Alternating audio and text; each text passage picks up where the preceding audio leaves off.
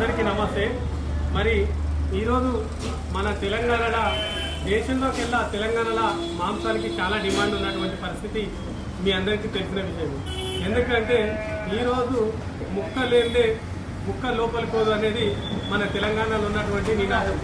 ఎందుకంటే సండేల వారానికి 3 సార్లు ఈరోజు మటన్ లేనిది ఈరోజు తినకపోవడం ఈరోజు చాలా సహజమైనటువంటి విషయం ఏర్పడ్డది। ఎందుకంటే మన తెలంగాణలో ఉన్నటువంటి జీవాలు ఈరోజు ఎంత కూడా సరిపోలేని పరిస్థితి ఏర్పడ్డది।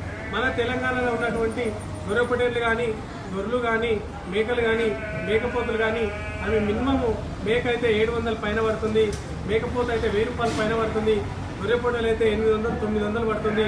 అదే మనము మన తెలంగాణకు రాజస్థాన్ కానీ మన ఎంపీ కానీ మరి అదేవిధంగా జమ్మూ కాశ్మీర్ కానీ మరి అదేవిధంగా మన అజ్మీర్ నుంచి కూడా ఇక్కడ నుంచి చుట్టుపక్కల ఢిల్లీ మరి ఇతరత్ర అన్ని రాష్ట్రాల నుంచి మన అన్ని దేశ బార్డర్ల నుంచి కూడా మన తెలంగాణలో ఉన్నటువంటి మార్కెట్లలో ఈరోజు బయట జీవాలు ఎక్కువ దించుకోవడం జరుగుతుంది।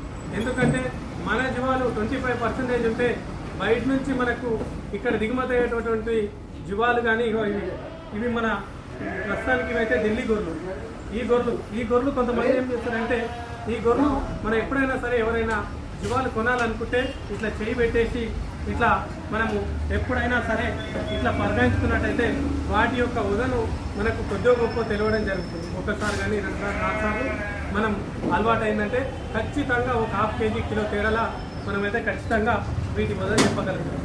ఎందుకంటే మన రాష్ట్రంలో ఉన్నటువంటి సరుకు తెలంగాణ రాష్ట్రంలో ఉన్న సరుకు మన తెలంగాణ రాష్ట్రానికి సరిపోతలేదు।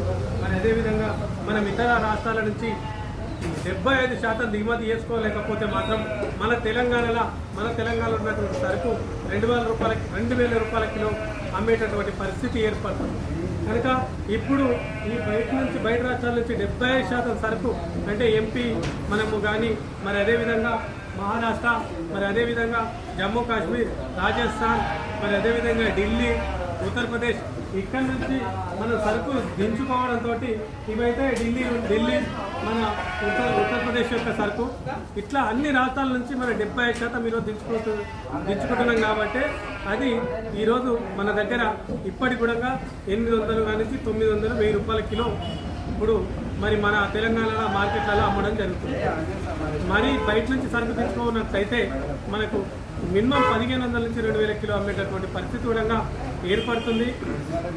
అందువలన మా మాంసానికి డిమాండ్ ఎక్కువ ఉంది కనుక ఎవరైనా సరే మరి ఈ యొక్క గొర్రెల ఫామ్ పెట్టాలనుకుంటే ఆచితూచి మరి అడుగులు వేస్తూ మంచి పద్ధతి ప్రకారం ప్రణాళిక ప్రకారం మనం గొర్రెల ఫామ్ నిర్వహించుకున్నట్టయితే మంచి లాభాలు ఉంటాయి।